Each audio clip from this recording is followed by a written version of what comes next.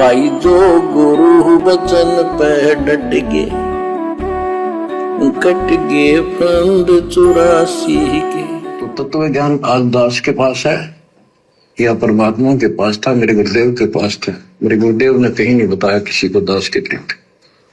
यहाँ पर पूज्य गुरुदेव जी के द्वारा अपने गुरुदेव स्वामी राम देवानंद जी के विषय में यह कहना कि यह तत्व ज्ञान या तो परमात्मा के पास था या मेरे गुरुदेव के पास था।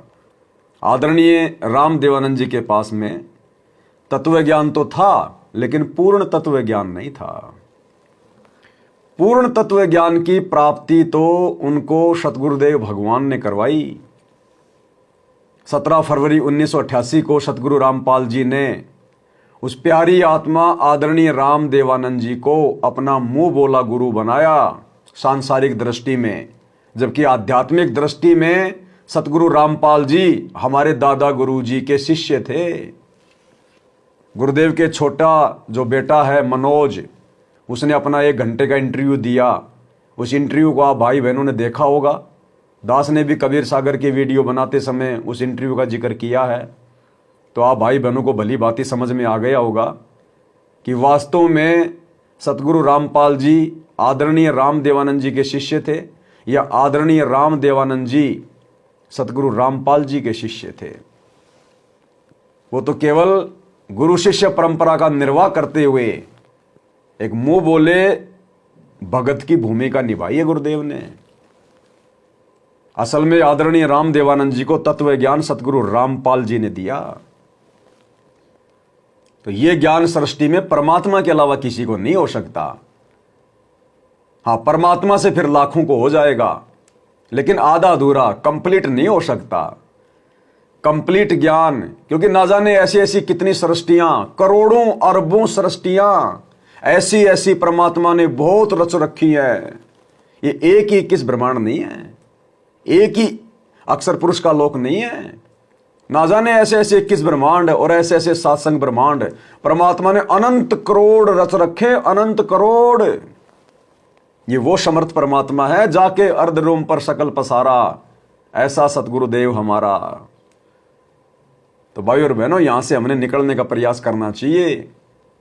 अपने गुरुदेव के संकेतों को समझना चाहिए। जहां गुरुदेव अपने आप को दास कहते हैं, परमात्मा का नौकर कहते हैं, परमात्मा का भेजा हुआ प्रतिनिधि कहते हैं, ये शब्द केवल गुरुदेव अपने आप को छुपाते हुए यूज करते हैं। ये समर्थ है। 650 साल पहले भी इसी कबीर परमात्मा ने धर्मदास जी के आगे अपने आप को कितना छुपाया, तो आज कैसे स्पष्ट कर देगा? क्योंकि आज तो परमात्मा ने ज्ञान आधार से अपनी पहचान करवानी है। आज परमात्मा चमत्कार दिखा के अपनी पहचान नहीं करवाएगा, क्योंकि चमत्कारों को देखकर आत्मा कभी सतलोक जा नहीं सकती। अगर चली गई तो हजरत मोहम्मद की तरह वो वहां पर रुक नहीं सकती। इसलिए परमात्मा इस आत्मा को ज्ञान के रंग में रंगेगा। ये ज्ञान मार्ग है, देखा देखी का मार्ग नहीं है, चमत्कार का मार्ग नहीं है। और जब ये ज्ञान और सतगुरु हमें समझ में आ गया एक बार, उसके बाद रोज चमत्कार होंगे हमारे जीवन में, रोज चमत्कार।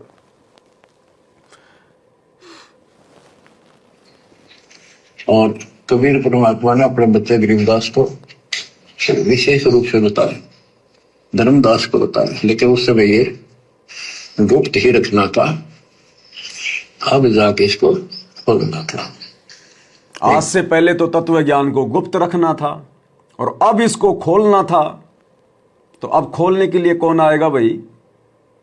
खोलने के लिए कौन आएगा? कंप्लीट ज्ञान देने के लिए कौन आएगा? वही आएगा जो खुद कंप्लीट है, जो खुद समर्थ है, संपूर्ण है, परिपूर्ण है, कंप्लीट है।